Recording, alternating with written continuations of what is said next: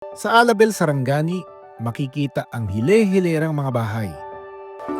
Dito inaalagaan at pinaparami ang mga na-rescue na bubuyog. 2022 raw nang naging on-call pagdating sa mga bubuyog ang beekeeper na si Charles Estopacio. Ang kanyang misyon, magparami at mag-rescue umano ng mga bubuyog. Paano na, nag-umpisa yung pagkakahilig mo sa mga bees? Since bata ako, mahilig na ho talaga ako sa mga hayop. Kahit mga exotic animals. So, isa na ho yung bees na na-curious ako kung paano na-produce yung honey. Sa kanyang 3 ektaryang lupain, nag-aalaga siya ng stingless bees.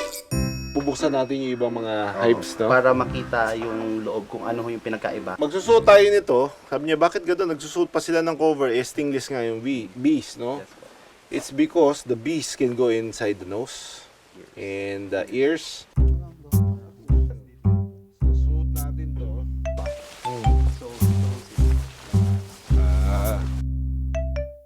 Yung munggo-munggo or yung clustered brooding na stingless bees, ito sila yan, mapapansin nyo yung mahiyain talaga. Mahiyain. Oo. So these are 2 different species, no? Yes po, two different. Iba tambay sa labas, gusto nila nasa labas nila, and then they're protecting the hive already. Yan po yung propolis po, ginawa nila sa entrance. Parang kakaiba yung itsura na you would think kung wala kang kaalam-alam talaga sa pagbubuyog. You would think na parang siya, something dangerous. Yes. Wala yung sticker, no? Talagang Wala, police yan. sila lang ayan very sticky. So ito po Yun. siya. Oh my God. So- Iba rin yung itsura. This is the brood po, ito po yung itlog niya. Ilang saglit pa, nagpakita sa amin ang kanyang reyna.